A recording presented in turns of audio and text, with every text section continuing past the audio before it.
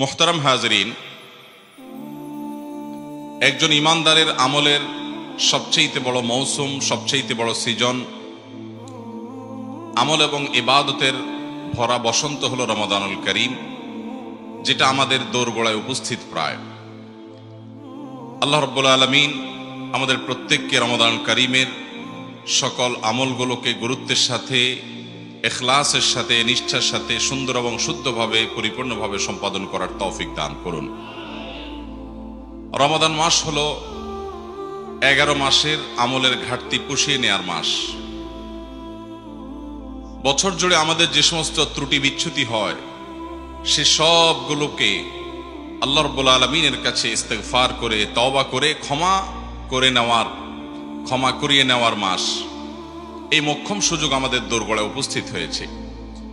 কোরআন এবং হাদিসের আলোকে এই মাস উপলক্ষে এই মাসের বিশেষ কিছু আমল আছে, বিশেষ কিছু করণীয় বর্জনীয় বিষয় আছে, যেগুলো সম্পূর্ণ স্পেশাল, সম্পূর্ণ বিশেষ রমাদান মাসের জন্য। আজ আমরা সেরকম কিছু আমলের কথা, সেরকম কিছু করণীয়, সেরকম কিছু বর্জনীয় বিষয়ের কথা জানবো। ওমা তৌফিক ইল্লা বিল্লাহ। রমাদান উপলক্ষে কোরআন এবং হাদিস ঘেটে আমরা 24টি আমল বের করেছি, 24টি করণীয় কর্মসূচি আমরা বের করেছি, যেগুলো এই মাসকে কেন্দ্র করে একজন ইমানদার, একজন মুসলমানের করা উচিত। তাহলে এই মাসটি আমাদের হবে, এই মাসটি আমাদের অর্জনের মাস হবে, এই মাসটি আমাদের অ্যাচিভমেন্টের মাস হবে, এই মাসটিতে আমরা আমাদের কাঙ্ক্ষিত লক্ষ্যে পৌঁছতে পারবো ইনশাআল্লাহ। রমাদান মাসের সর্বপ্রথম যে আমলটির কথা বলতে চাই, সেটি রমাদানের ঠিক আগ মুহূর্তে আমাদেরকে করতে হবে, আর সেটি হলো রমজান মাসের চাঁদ তালাশ করতে হবে শাবানের শেষ দিবসে। শাবানের শেষ দিবসের সূর্য অস্ত যাওয়ার সময় আমরা পশ্চিম আকাশে রমাদান মাসের চাঁদ তালাশ করব। নবী করিম সাল্লাল্লাহু আলাইহি সাল্লাম বলেছেন, সুমু লিরুইয়াতিহি ওয়া আফতিরু লিরুইয়াতিহি। তোমরা চাঁদ দেখে সিয়াম পালন করো এবং চাঁদ দেখে তোমরা ঈদ উদযাপন করো। অতএব রমাদান মাসের ইবাদত এবং আমল করার প্রয়োজনে আমাদেরকে রমাদানের চাঁদ তালাশ করতে হবে শাবানের শেষের দিনে। এই আমলটি আমাদের সমাজ থেকে অনেকটা বিলুপ্তির দিকে বলা যেতে পারে। আমরা জাতীয় চাঁদ দেখা কমিটির উপর দায়িত্ব দিয়ে আমরা নিজেদের চাঁদ দেখার কোনো প্রয়োজনীয়তা অনুভব করছি না, অথচ চাঁদ দেখা এটা ফরজে কিফায়া। সমাজের কিছু মানুষও যদি না দেখে তাহলে সবাই গুনাহগার হবে, আর যদি চাঁদ দেখে কেউ, তাহলে সেক্ষেত্রে চাঁদ দেখতে পাওয়ার একটা দোয়া আছে, নবী করিম সাল্লাল্লাহু আলাইহি সাল্লাম শিক্ষা দিয়েছেন। আর সে দোয়াটা হলো, আল্লাহুম্মা আহিল্লাহু আলাইনা বিল ইয়ুমনি ওয়াল ঈমান ওয়াস সালামাতি ওয়াল ইসলাম।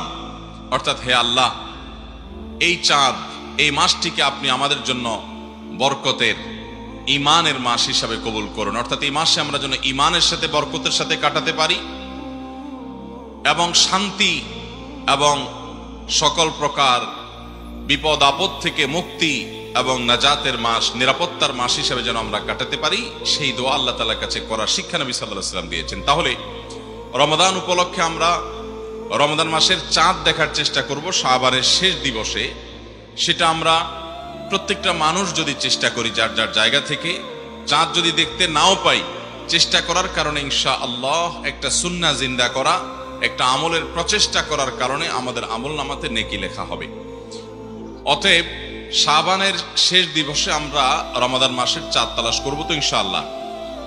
আমরা সবাই আজকাল চাঁদ তালাশ করি, কিন্তু সেটা ফেসবুকে, সোশ্যাল মিডিয়াতে, অথচ চাঁদ তালাশ করা উচিত আকাশে।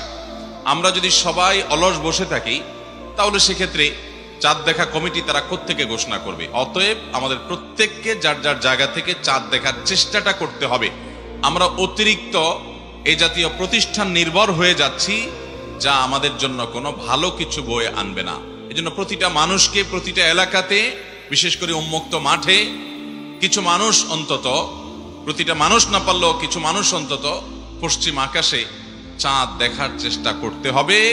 এটা রমাদানের প্রয়োজনে, রমাদানের আমল করবার প্রয়োজনে। তাহলে প্রথম আমরা আমল পেয়ে গেলাম, রমাদান উপলক্ষে রমাদানের চাঁদ তালাশ করতে হবে। নাম্বার 2, রমাদান মাসের সবচেয়ে বড় আমল, সবচেয়ে গুরুত্বপূর্ণ আমল হলো দিনের বেলা রোজা রাখা সকল প্রাপ্তবয়স্ক সুস্থ বিবেক সম্পন্ন নারী এবং পুরুষের জন্য আল্লাহ রাব্বুল আলামিন সকল ঈমানদার প্রাপ্তবয়স্ক নারী পুরুষের জন্য রমাদানে দিনের বেলা সিয়াম রাখাটাকে ফরজ করেছেন। আল্লাহ বলেছেন, কুতিবা আলাইকুমুস সিয়াম কামা কুতিবা আলাল্লাযীনা মিন ক্বাবলিকুম লাআল্লাকুম তাত্তাকুন। তোমাদের পূর্ববর্তী জাতিদের প্রতি যেমন সিয়াম ফরজ করা হয়েছিল, ঠিক একইভাবে তোমাদের উপরে সিয়াম অর্থাৎ রোজা রাখাটাকে ফরজ করা হয়েছে যেন তোমরা তাকওয়া অবলম্বন করতে পারো। তাহলে রমাদান মাসের সবচেয়ে বড় আমলই হলো এটি যে রোজা রাখা। আল্লাহ রাব্বুল আলামিন যাদেরকে সুস্থ সবল রেখেছেন, ঈমান যাদের মধ্যে আছে, সে মানুষগুলো প্রাপ্তবয়স্ক হলে অবশ্যই তাদেরকে রোজা রাখতে হবে। এটা ফরজে আইন এবং ইসলামের অন্যতম একটা স্তম্ভ, মেইন 5টা কাজের একটা কাজ। অতএব এটি হবে রমজানের সবচেয়ে গুরুত্বপূর্ণ কাজ, সিয়াম সাধনা করা। নাম্বার 3, রমাদান উপলক্ষে রাতের বেলায় তারাবির সালাত আদায় করা, কিয়াম করা, রাতে সালাত আদায় করা দাঁড়িয়ে। নবী করিম সাল্লাল্লাহু আলাইহি সাল্লাম বলেছেন, মান কামা রমাদানা ঈমানান ওয়া ইহতিসাবা গুফিরা লাহু মা তাকাদ্দামা মিন যামবি। যে ব্যক্তি রমজান মাসে দাঁড়িয়ে ঈমানের সাথে, ইখলাসের সাথে আল্লাহর কাছ থেকে সওয়াব পাওয়ার আশায় তারাবির নামাজ পড়বে, গুফিরা লাহু মা তাকাদ্দামা মিন যামবি, আল্লাহ রাব্বুল আলামিন তার পূর্বের সমস্ত গুনাহগুলো মাফ করে দিবেন। এই জন্য রমাদান মাসে একজন ঈমানদার তারাবির নামাজ পড়বেন। তবে তারাবির নামাজ পড়াটা এটা আমাদের জন্য রোজা রাখার মতো এরকম ফরজ করা হয় নাই, এটা সুন্নাহ। নবী করিম সাল্লাল্লাহু আলাইহি সাল্লাম করেছেন, সাহাবায়ে কেরাম জামাতের সাথে গুরুত্বের সাথে এই তারাবির নামাজ আদায় করেছেন। অতএব তারাবির নামাজ আমাদেরকে আদায় করতে হবে, এটা রমজানের একটা বড় আমল। তারাবির নামাজ আদায়ের ক্ষেত্রে আমাদের লক্ষ্য রাখতে হবে খুব বেশি মাত্রাতিরিক্ত তাড়াহুড়া যেন না হয়। তাড়াহুড়া যদি হয়, হাফেজ সাহেবের তেলাওয়াত যদি আমরা না বুঝি, কোনো কিছু অতিরিক্ত যদি হুলস্থুল করা হয়, তাহলে সেক্ষেত্রে সেই তারাবি কখনো আল্লাহর কাছে আমাদেরকে নৈকট্যপ্রাপ্ত বান্দাদের কাতারে শামিল করবে না। এটা আমাদেরকে উপযুক্ত সওয়াবের উপযুক্ত করবে না। এজন্য তারাবি হতে হবে মিডিয়াম পর্যায়ে, কমপক্ষে যত আস্তে যত ধীরে হতে পারে সেটা ততই ভালো। তাড়াহুড়ো কোনো অবস্থাতে করা যাবে না। তাহলে তৃতীয় আমল পেয়ে গেলাম, রমজান মাসে তারাবির নামাজ পড়া। যদি কোনো কারণে কেউ কোনোদিন তারাবি নামাজ পড়তে না পারেন, তাহলেও তাকে রোজা রাখতে হবে এবং তার রোজা হয়ে যাবে। তারাবি পড়তে পারি নাই, সে অজুহাতে রোজা না রাখার কোনো সুযোগ নাই, কারণ রোজা রাখাটা ফরজ আর তারাবির নামাজ পড়াটা হলো সুন্নাত। 4 নম্বর আমল হলো রমজানের রোজা রাখার জন্য সাহারি খাওয়া এবং সাহারিটা একটু দেরিতে খাওয়া। নবী করিম সাল্লাল্লাহু আলাইহি সাল্লাম বলেছেন, তাসাহহারু ফাইন্না ফিস সাহুরি বারাকাহ। তোমরা সাহারি খাও, কারণ সাহারি খাওয়ার মধ্যে বরকত আছে, সাহারির খাবারের মধ্যে কল্যাণ রাখা আছে। এটা আমাদের জন্য কল্যাণ বয়ে আনে আত্মিকভাবে, শারীরিকভাবে, নানা দিক থেকে।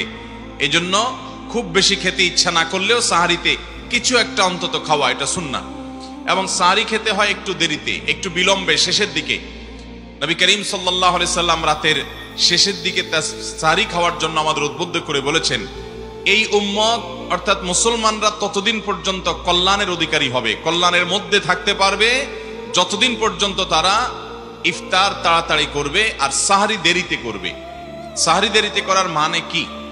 এর মানে হলো আজানের, ফজরের ওয়াক্ত যে হবে নামাজের, তার মিনিমাম 20-25 মিনিট আগে সাহারি খাওয়া শেষ করা।